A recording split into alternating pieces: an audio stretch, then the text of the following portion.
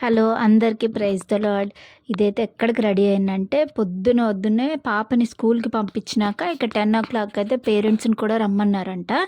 ఇకైతే graduation day celebrate చేస్తారని తెలుసు గానీ, ఇంత గ్రాండ్‌గా ఇట్లా పేరెంట్స్‌ని కూడా ఇన్వైట్ చేసి సెలబ్రేట్ చేస్తారని అయితే అస్సలు తెలీదు. ఇక వాళ్ళ డ్యాడీకి అప్పుడే పాపం వర్క్ ఉంటే ఇక కరీంనగర్ పోయిండు. నేనొక్కదాన్నే బాబుని తీసుకొనైతే పోయినా. ఇది పెద్ద టాస్క్ అనే చెప్పాలి. మా చిన్నోడిని అంతమందే ఇది చేయలేము. ఇక నేనైతే ఎట్లోలాగా రిస్క్ చేసి పాప కోసమైనా పోవాలని, నా కోసం చూస్తదేమో అన్నట్టు పోయినా. అందరు పేరెంట్స్ వచ్చిండ్రు.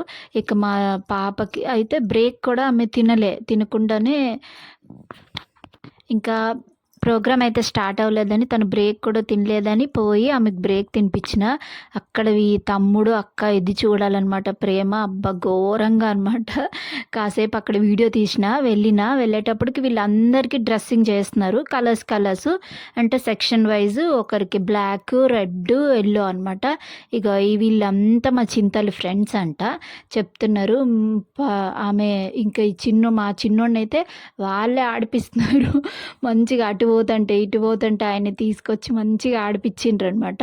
ఇక మా చింతలకైతే బ్రేక్ అయితే తినిపించేసి నేను మళ్ళీ హాల్కి వెళ్ళిపోయాను, ఫంక్షన్ హాల్కి. ఇక అంటే పేరెంట్స్ని అక్కడ ఉండొద్దు అంటే పోయినా అనమాట. ఇక చిన్నోడిని తీసుకొని ఇక ఎంత ఘోరం అంటే కరెక్ట్గా నా చింతలు సర్టిఫికేట్ తీసుకునే టైంకి నా ఫోన్ స్విచ్ ఆఫ్ అయిపోయింది. ఒక చిన్నదైతే రికార్డ్ అయింది అంతే. చాలా బాధ అనిపించింది.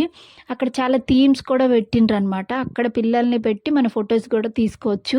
అట్లా కూడా తీయలేకపోయినా వాళ్ళ డాడీ ఉంటే బాగున్నాను అనుకున్నా అనమాట. ఇంకైతే మంచిగా డ్యాన్స్లు అన్నీ చేసిండ్రు, పార్టిసిపేట్ చేసిండ్రు పిల్లలందరూ.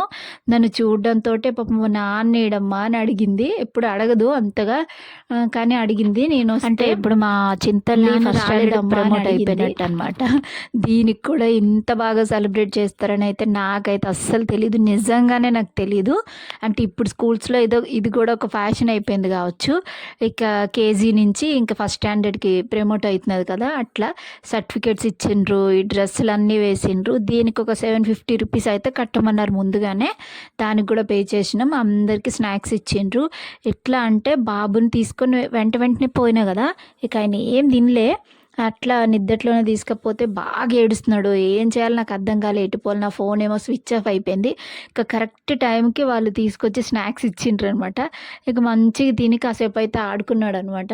అబ్బా! అక్కడ ఎంత అల్లరంటే, ఒక్క విషయం మాత్రం నాకు చాలా ఇదనిపించింది. అసలు పిల్లల కన్నా పేరెంట్సే అక్కడ ఘోరమైన అల్లరి. మాటలు పాపం మా పాస్టర్స్ ఏమేమో చెప్తున్నారు, స్పీచ్లు ఇస్తున్నారు, కానీ ఒక్కరు కూడా వింటలేదనమాట. అది కొంచెం అందరూ కాదు, కొందరు.